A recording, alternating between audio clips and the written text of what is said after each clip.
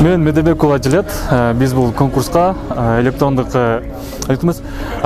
электроэнергиянын альтернативдүү түрүн ойлоп чыктык да.